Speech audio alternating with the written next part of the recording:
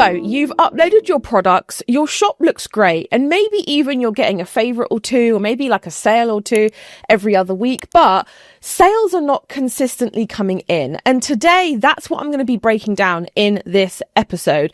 We're going to be talking about what's kind of really going on when a listing looks good, it looks nice on the outside, but it's not really converting as much as you hoped it would. So most people, to be honest, at this point, I'm going to put my cup of tea down. Most people, usually at this point, they're feeling frustrated, they're feeling angry, they're feeling upset, they're feeling all of the feels, right?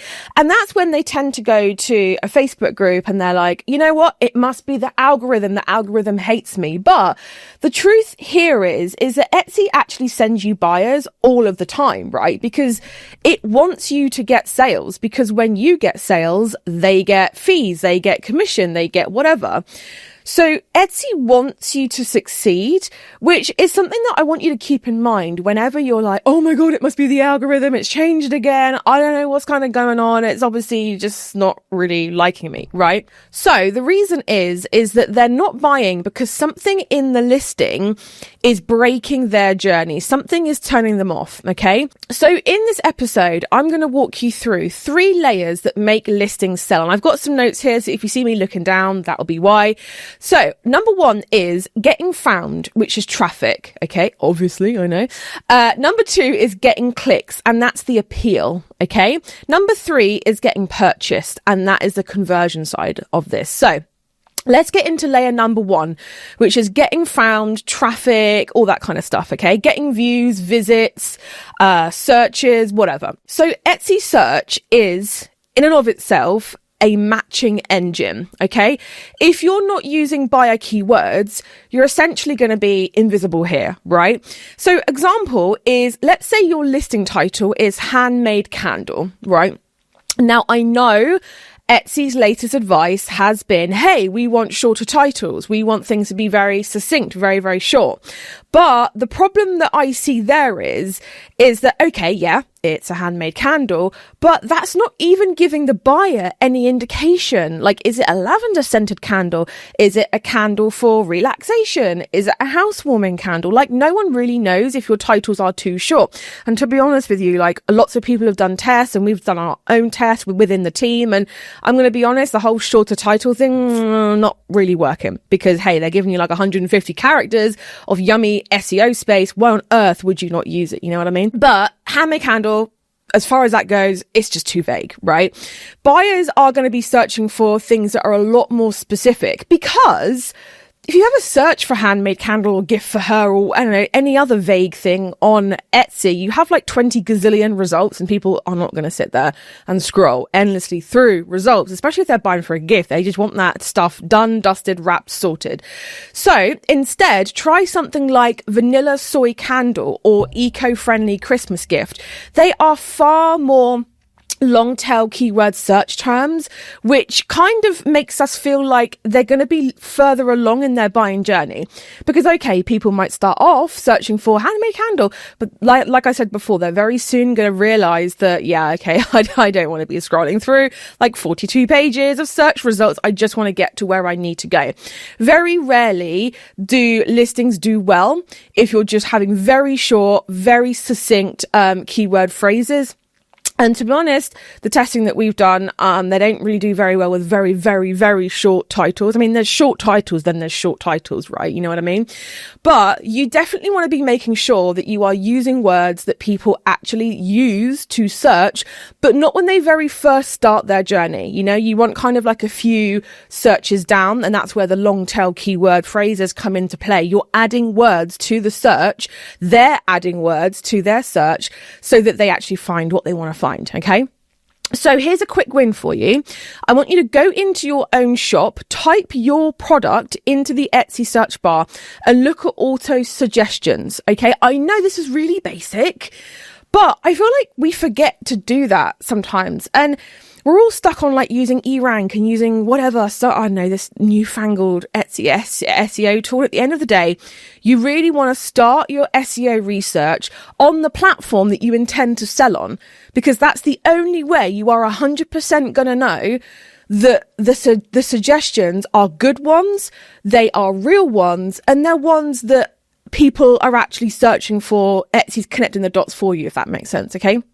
So the auto suggestions, when that little drop down menu, so when you start typing in handmade candle on Etsy and then the little drop down menu comes down, those are the exact phrases that buyers are using. So you want to add those naturally to your title and tags. Now, just a side thing here is that you want to make sure that you are not changing anything on any listings that are doing well.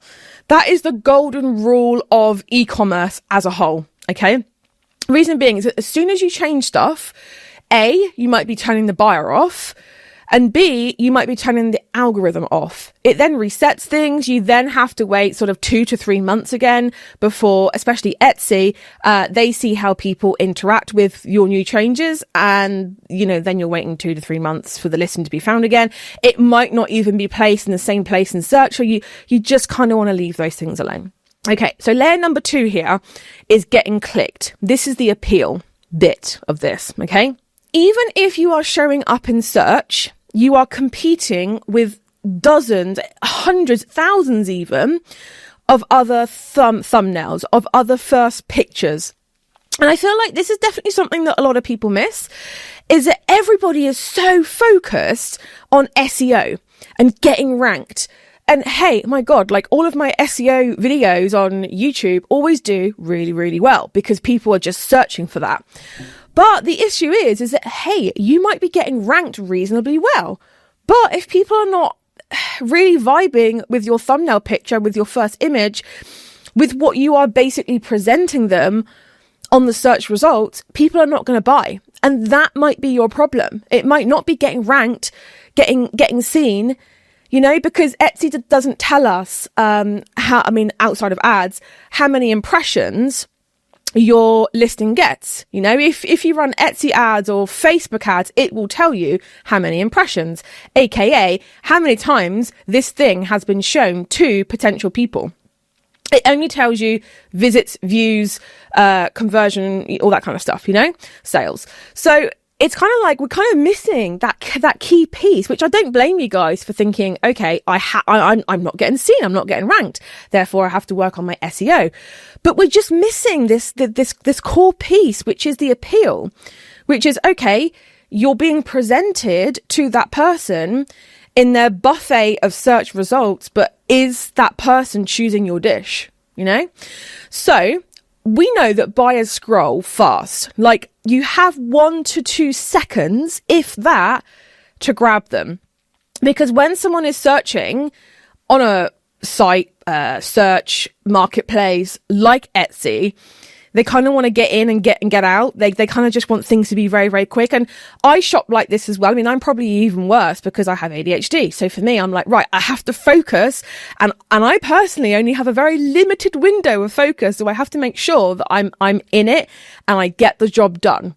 But I can't get the job done if I'm endlessly scrolling. I'm just like, oh, whatever.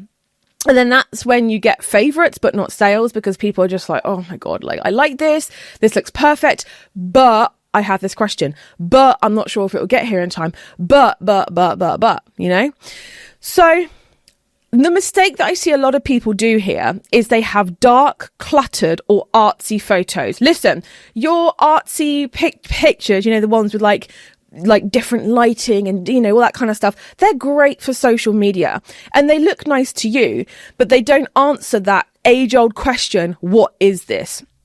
So an example here is that I once coached someone who sold jewelry and she only used styled photos with models, right? Gorgeous, but they were so zoomed out. Like if you can imagine, you have like from the bust up, and the pendant was this little tiny thing. And the photos looked amazing. And the only tweak she had to do was to zoom in. And the minute she did that, her conversion rate tripled, literally overnight. And it was just that little missing piece. It's not this big whole thing of, oh, I'm not being ranked and I'm not, it's this very small thing that a lot of people miss. So quick win for you is your first picture, your thumbnail image should be product focused, okay? Should be bright, it should be clear. You can use styled shots within the listing images itself, but don't use it in the first one. Your thumbnail should be clear. It should give people clarity on what this thing actually is. So layer number 3 to this is conversion, getting sales. All right. This is where most listings actually fall down. Like I said, everyone is so in on layer number 1, they forget layer number 2 and layer number 3. And even if you think you're like down with this, you're like, yeah, I've got these layers down. Please just go and just have a look, like view your shop in incognito mode, do the searches, do the thing that your target audience would do to get to your product, please, because I promise you there's something that you're missing. So layer 3, like I said, getting conversions, getting buyers. All right. So a shopper clicks but doesn't check out. Why is that? Like, why are we turning people off now? So there's 3 reasons, and there's 3 things that I see a lot of as a coach that I think because we're so in our business all the time, we just kind of forget. And we just kind of go like a little bit blind to, and we put our blinders on and we just kind of ignore that. Or we go, oh, no, that's okay because I'm changing those pictures in like a month. Your buyer doesn't know that. You know that, but your buyer doesn't. So those 3 things are, number 1, trust gaps. So things like no policies, very few reviews, vague descriptions, just not really garnering that trust because, you know, the internet and e-commerce is a magical thing. We have these little things called credit cards, debit cards, and we spend our hard-earned money without ever seeing the product in the flesh. You know, like if I was buying this mug, not with the lipstick stain on it, but if I was buying this mug, I would be like, yeah, I mean, it's cute. It's got like a little like dotted appearance. It's got an S on it. It's blue, but I'm taking a risk here, really, which is what e-commerce is. It's people taking massive risks, with their hard-earned money, which is crazy. It is crazy.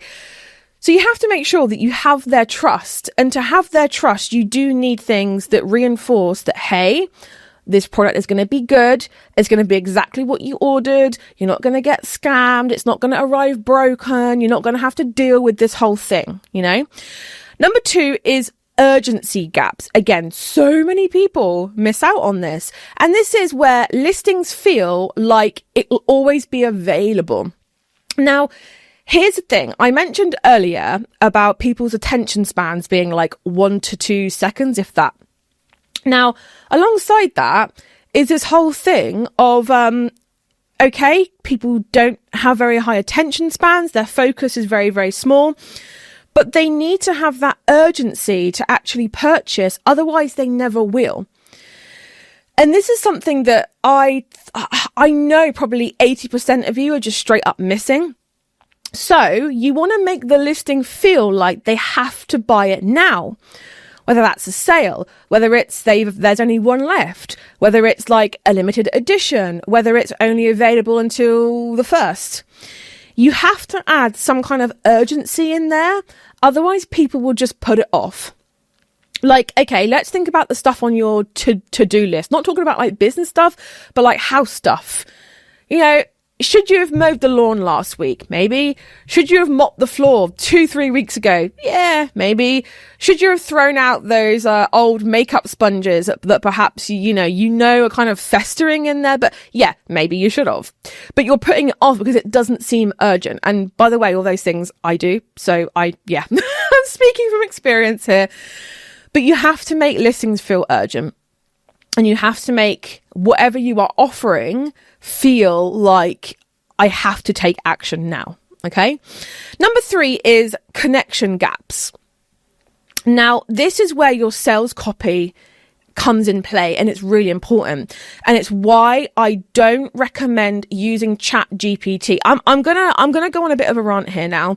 I don't know if you guys have noticed this, but across Etsy, across social media, across everything just seems to be meh, doesn't it? Everything just feels like, okay, fine, whatever. Nothing feels different. Nothing stands out. Why? because everybody is using AI.